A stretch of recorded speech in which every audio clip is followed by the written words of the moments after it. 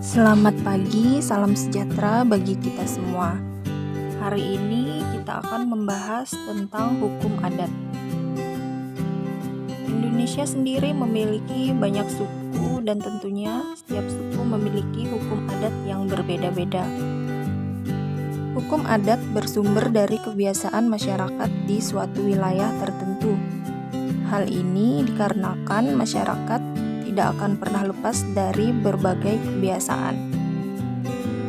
Secara umum, masyarakat Indonesia mengartikan hukum adat sebagai hukum yang tidak tertulis. Dalam menjalankan hukum adat, masyarakat sangat menjunjung tinggi segala peraturan dalam hukum tersebut. Hal ini dikarenakan hukum adat identik dengan hukum yang bersifat tradisional dan turun-temurun, bahkan jauh sebelum kemerdekaan dan dibentuk peraturan perundang-undangan. Berikut pengertian hukum adat menurut pakar hukum. Menurut Profesor Mr. B. Terhar B. ZN, hukum adat merupakan keseluruhan peraturan yang menjelma ke dalam keputusan yang diambil oleh kepala adat, serta berlaku spontan terhadap masyarakat di dalamnya. Beliau melalui teori keputusan yang terkenalnya juga menyatakan bahwa dalam melihat apakah sebuah adat istiadat yang ada merupakan sebuah hukum adat, maka terlebih dahulu perlu melihat dari sikap penguasa masyarakat hukum terhadap pihak yang melanggar peraturan yang ada. Menurut Profesor Mr. Cornelis van Vollenhoven, di sini, hukum adat adalah keseluruhan aturan tingkah laku sebuah masyarakat yang berlaku serta memiliki sanksi dan juga belum dikodifikasikan.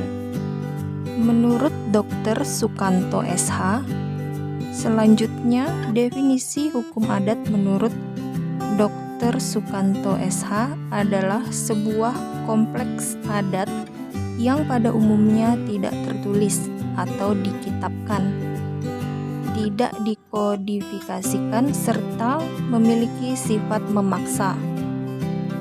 Hukum ini juga memiliki sanksi, oleh sebab itu ada pula akibat hukumnya. Menurut Soekardi dalam bukunya Sistem Hukum Indonesia juga menjelaskan, hukum adat adalah keseluruhan kaidah maupun norma baik yang dibuat secara tertulis ataupun tidak tertulis dan berasal dari kebiasaan masyarakat Indonesia atau adat istiadat yang di dalamnya digunakan untuk mengatur tingkah laku kehidupan masyarakatnya. Sanksi juga akan dikenakan pada pihak yang melanggar.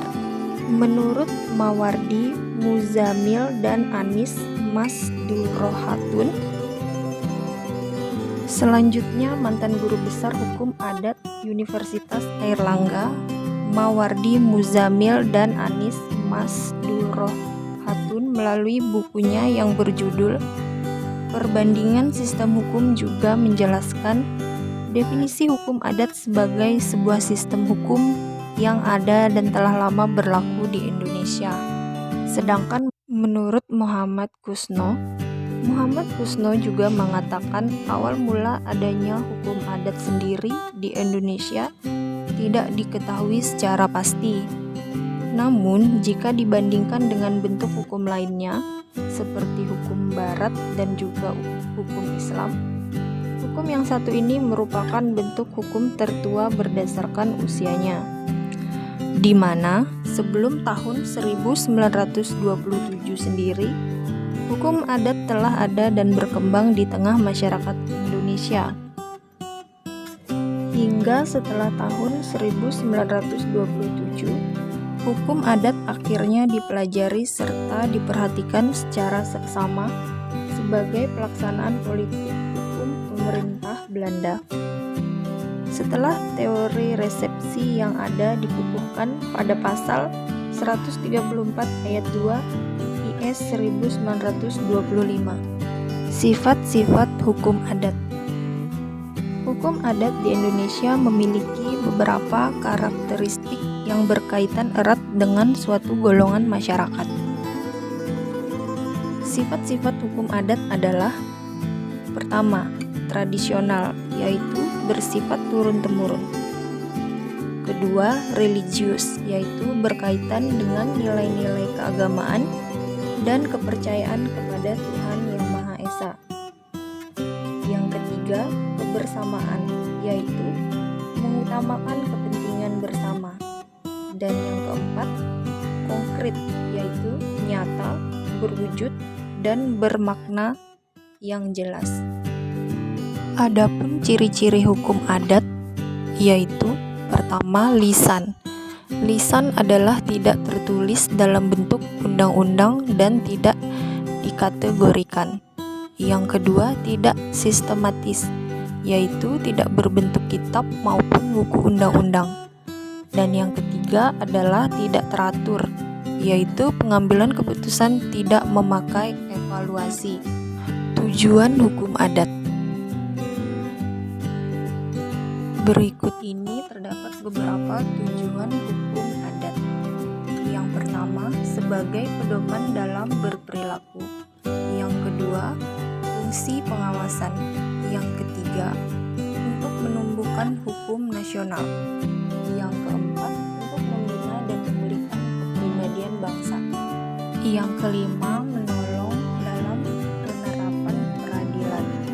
Yang keenam, menjadi sumber untuk pembentukan hukum positif Indonesia. Dan yang ketujuh, bisa dipakai menjadi lapangan hukum perdata. Contoh hukum adat di Indonesia. Ada banyak contoh hukum adat di Indonesia, seperti hukum adat di Aceh melarang laki-laki dan perempuan yang bukan suami istri atau keluarga berduaan dalam suatu ruangan. Apabila melanggar, keduanya akan menerima hukuman cambuk. Ada pula hukum adat Bali menganut patrilineal, yakni adat yang mengatur alur keturunan dari pihak ayah. Masyarakat di sana memiliki hukum ahli waris keluarga yang diberikan kepada laki-laki sepenuhnya, sedangkan perempuan hanya bisa menggunakan. Ada pula hukum adat masyarakat Jawa yang menggelar ritual khusus sebelum melakukan kegiatan agar tidak mengalami kejadian buruk. Sedangkan penduduk di pegunungan Halmahera memiliki hukum adat potong jari setiap kepergian anggota keluarga. Tujuannya untuk mengingat kepergian anggota keluarga tersebut. Dan hukum adat di Minangkabau yang menyatakan bahwa perkawinan dianggap sah jika seorang anggota masyarakat melaksanakan pernikahan berdasarkan syarat dan rukun nikah agama Islam.